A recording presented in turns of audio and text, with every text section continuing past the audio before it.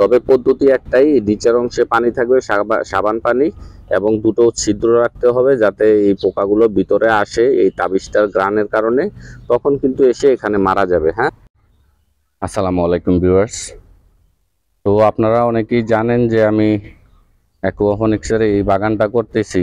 অ্যাকুয়াফনিক্সের সবচেয়ে বেশি ক্ষতি হয় কিন্তু আপনার পোকামাকড়, আর সবচেয়ে বেশি ক্ষতি করে পোকামাকড়।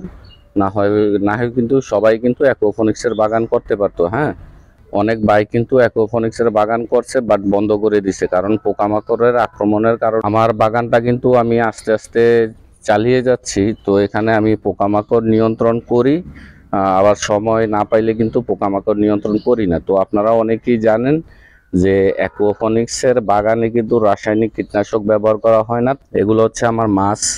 তো মাছ ইনশাল্লাহ ভালো আছে, এগুলা বেদনামি কই মাছ। তো বেদনামি কই মাছ হওয়ার কারণে কিন্তু মাছের তেমন কোনো ক্ষতি হয় নাই, এবং কি মাছ ইনশাল্লাহ ভালো আছে। তো আজকে আমি কিভাবে আমার সেক্স ফেরোমন ট্র্যাপ ব্যবহার করি সেই বিষয়টা নিয়েই কিন্তু আমি আপনাদের সাথে আলোচনা করব। তো এইভাবে আপনারা যে কোনো বোতলকে দুই পাশ দিয়ে কেটে নেবেন, এবং মাছ বরাবর যখন আপনি এই তাবিজটা ঝুলিয়ে দিবেন, তখন কিন্তু এখানে সাবান পানি দেওয়ার কারণে পোকামাকড় সব এসে এখানে আকৃষ্ট হয়ে এখানে ঢুকবে। ঢুকার পরে ঘুরতে ঘুরতে কিন্তু সাবান পানিতে পড়ে মারা যাবে। তবে পদ্ধতি একটাই, নিচের অংশে পানি থাকবে সাবান পানি, এবং দুটো ছিদ্র রাখতে হবে যাতে এই পোকাগুলো ভিতরে আসে এই তাবিজটার গ্রানের কারণে, তখন কিন্তু এসে এখানে মারা যাবে। হ্যাঁ, তো আমি এখানে পানি নিয়েছি, এবং তাবিজ কোনটা এই যে দেখেন আমার হাতে কিন্তু এখানে একটা তাবিজের প্যাকেট আছে। এই প্যাকেটে 2টা করে তাবিজ থাকে। তো এই তাবিজটাই কিন্তু মূলত আপনার যে কোনো মাছি পোকা বা অন্যান্য পোকার ক্ষেত্রে আপনাকে আপনার গাছকে মুক্ত রাখবে। এরকম একটা প্যাকেটের মধ্যে 2টো করে তাবিজ থাকবে। তো আমার এখানে আমি একটা ব্যবহার করব, আর একটা পরবর্তীতে। তবে এই তাবিজটার কিন্তু গুণাগুণ থাকে 15 দিন।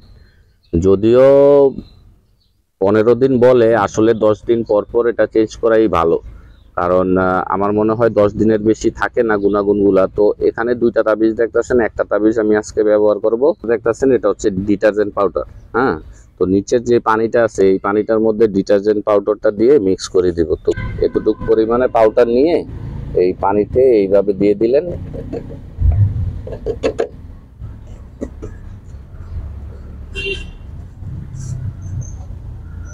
তারপর যে কোনো কিছুর মাধ্যমে এই দেখেন পানিটা আমি মিক্স করে দিলাম। হ্যাঁ, এই তাবিজটা মূলত পুরুষ পোকার হরমোনটা এখানে দেওয়া আছে। তো এই তাবিজটা আমি যখন ঝুলিয়ে দেব, তখন যদি যে মাছি পোকা বলেন বা অন্যান্য যে কোনো পোকা পুরুষ পোকার হরমোনের যেই তাবিজটা, ওই তাবিজের আকৃষ্ট হয়ে কিন্তু এই ছিদ্র দিয়ে কিন্তু ভিতরে প্রবেশ করবে। তারপরে ঘুরতে ঘুরতে এখানে তো আর পোকা পাবে না পোকার হরমোনটা, তো ঘুরতে ঘুরতে একটা সময় সাবান পানিতে পড়ে মারা যাবে। তো মারা যাওয়ার পরেই কিন্তু আপনার পোকাগুলা দমন করা হয়ে গেল। তো পোকাই যদি মারা যায় তাহলে কিন্তু গাছের তেমন কোনো ক্ষতি করবে না, কারণ পোকা আসার পরপরই কিন্তু এই পুরুষ পোকার হরমোনে আকৃষ্ট হয়ে এখানে এসে মারা যায়। আমি এইভাবে কিন্তু তাবিজটা সেট করে দিলাম। হ্যাঁ, তো এইভাবে অ্যাকুয়াফনিক্সের বাগান করে যদি পোকামাকড় মুক্ত রাখতে পারেন, তাহলে কিন্তু অ্যাকুয়াফনিক্সে আপনারা সফল হতে পারবেন। তো আমার চ্যানেলে আপনারা যারা নতুন দর্শক, চ্যানেলটা সাবস্ক্রাইব করে দিবেন, এবং ভিডিওটা ভালো লাগলে একটা লাইক দিয়ে দিবেন।